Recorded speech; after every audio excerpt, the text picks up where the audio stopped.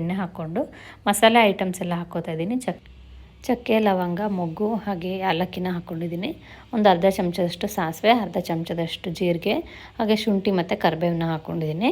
ಇದನ್ನ ಸ್ವಲ್ಪ ಕೈ ಆಡಿಕೊಂಡು ನೆಕ್ಸ್ಟು ಹಸಿಮೆಣ್ಸಿನ್ಕಾಯಿ ಹಾಕ್ಕೋಬೇಕು. ನಿಮ್ಗೆ ಹಸಿಮೆಣ್ಸಿನ್ಕಾಯಿ ಕಡಿಮೆ ಅನಿಸಿದ್ರೆ, ಖಾರ ಕಡಿಮೆ ಅನಿಸಿದ್ರೆ ಇನ್ನೊಂದೆರಡು ಹಸಿಮೆಣ್ಸಿನ್ಕಾಯಿ ಹಾಕ್ಕೋಬೋದು, ಇಲ್ಲಾಂದರೆ ಅಚ್ಕಾರದ ಪುಡಿ ಹಾಕ್ಕೋಬೋದು. ಈಗ 2 ಹೆಚ್ಚಿಟ್ಕೊಂಡಿರೋವಂಥ ಈರುಳ್ಳಿನ ಹಾಕ್ಕೊಂಡಿದ್ದೀನಿ. ನೀವು ಬೇಕಾದರೆ ಸಣ್ಣ ಕೂಡ ಹೆಚ್ಚಿಟ್ಕೋಬೋದು. ಹೀಗೆ ಉದ್ದುದಕ್ಕೆ ಹೆಚ್ಕೊಂಡ್ರೆ ಚೆನ್ನಾಗಿರುತ್ತೆ ಅಂತೇಳ್ಬಿಟ್ಟು ಉದ್ದಕ್ಕೆ ಹೆಚ್ಕೊಂಡಿದ್ದೀನಿ. ಹಾಗೆಯೇ ಈರುಳ್ಳಿ ಸ್ವಲ್ಪ ಬಾಡಿದ ಮೇಲೆ 2 ಟೊಮೆಟೊನ ಹೆಚ್ಚಿಟ್ಕೊಂಡಿದ್ನಲ್ಲ ಅದನ್ನು ಕೂಡ ಇದಕ್ಕೆ ಹಾಕ್ಕೊಂಡು ಮಿಕ್ಸ್ ಮಾಡ್ಕೋಬೋದು.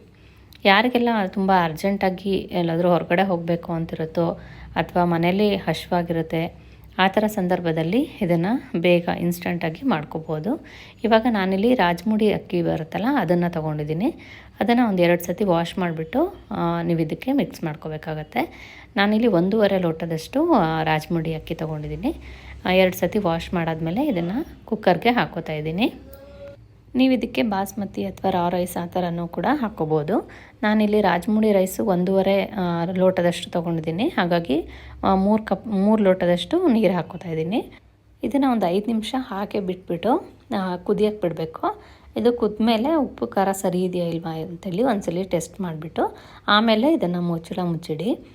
ಉಪ್ಪು ಖಾರ ಈಗ ಉಪ್ಪು ಹಾಕ್ಕೋತಾ ಇದ್ದೀನಿ ನೋಡಿ, ರುಚಿಗೆ ತಕ್ಕಷ್ಟು ಉಪ್ಪು ಹಾಕ್ಕೋತಾ ಇದ್ದೀನಿ. ಕಲ್ಲುಪ್ಪು ಹಾಕ್ಕೊಂಡೆ. ಕೊತ್ತಂಬರಿ ಸೊಪ್ಪು ಸ್ವಲ್ಪ ಹಾಕ್ಕೋತಾ ಇದ್ದೀನಿ. ಇದಕ್ಕೆ ನೀವು ತೆಂಗಿನಕಾಯಿ ತುರಿ ಎಷ್ಟು ಹಾಕ್ಕೋತೀರೋ ಅಷ್ಟು ರುಚಿಯಾಗಿರುತ್ತೆ. ನಾನೊಂದು ಅರ್ಧ ಬಟ್ಲಷ್ಟು ಕೊಬ್ಬರಿ ಇತ್ತು, ಅದನ್ನು ಹಾಕ್ಕೊಂಡಿದ್ದೀನಿ ತುರಿದ್ಬಿಟ್ಟು. ಈಗ ಇದನ್ನು ಚೆನ್ನಾಗಿ ಒಂದ್ಸಲಿ ಕೈ ಆಡಿಕೊಂಡು ಒಂದು 5 ನಿಮಿಷ ಹಾಗೆ ಬಿಟ್ಬಿಡಬೇಕು. ಕುದಿಯತ್ತಲ್ವ, ಕುದ್ಮೇಲೆ ಒಂಚೂರು ಉಪ್ಪು ಖಾರ ಸರಿ ಇದೆಯಾ ಇಲ್ವಾ ಅಂಥೇಳಿ ಚೆಕ್ ಮಾಡಿ ಆಮೇಲೆ ಕುಕ್ಕರ್ ಮುಚ್ಚಳನ ಮುಚ್ಚಿಬಿಟ್ಟು 1 ವಿಷಲ್ ಕೂಗಿಸ್ಕೊಂಡೆ ಸಾಕು. ಇವಾಗ ನೋಡಿ ನಾನು ಸ್ವಲ್ಪ ಟೇಸ್ಟ್ ನೋಡ್ತಾ ಇದ್ದೀನಿ. ಸ್ವಲ್ಪ ಖಾರ ಕಡಿಮೆ ಇದೆ, ಹಾಗಾಗಿ ಒಂದು ಅರ್ಧ ಚಮಚದಷ್ಟು ಅಚ್ಕಾರದ ಪುಡಿ ಹಾಕ್ಕೊಂಡಿದ್ದೀನಿ. ನಿಮಗೆ ಹಸಿಮೆಣ್ಸಿನ್ಕಾಯಿನೇ ಜಾಸ್ತಿ ಹಾಕ್ಕೊಂಡ್ರೆ ಫಸ್ಟಿಗೆ, ಈಗ ಅಚ್ಕಾರದ ಪುಡಿಯನ್ನು ಹಾಕೋದು ಬೇಡ, ಸೊ ತುಂಬ ಖಾರ ಆಗಿಬಿಡುತ್ತೆ. ಹಾಗಾಗಿ ನಿಮಗೆ ಹಸಿಮೆಣ್ಸಿನ್ಕಾಯಿ ಎಷ್ಟು ಹಾಕ್ಕೊಂಡಿರ್ತೀರೋ ಅಷ್ಟೇ ಸಾಕು. ಇವಾಗ ಕುಕ್ಕರ್ ಆರಿದ್ಮೇಲೆ ಓಪನ್ ಮಾಡ್ತಾಯಿದ್ದೀನಿ ನೋಡಿ. ತುಂಬಾ ಚೆನ್ನಾಗಿರುತ್ತೆ. ಇದಕ್ಕೆ ಒಂದು ಅರ್ಧ ಚಮಚ ಅಥವಾ 1 ಚಮಚದಷ್ಟು ತುಪ್ಪ ಹಾಕಿ ಕಲಸಿದ್ರೆ ತುಂಬ ಚೆನ್ನಾಗಿರುತ್ತೆ.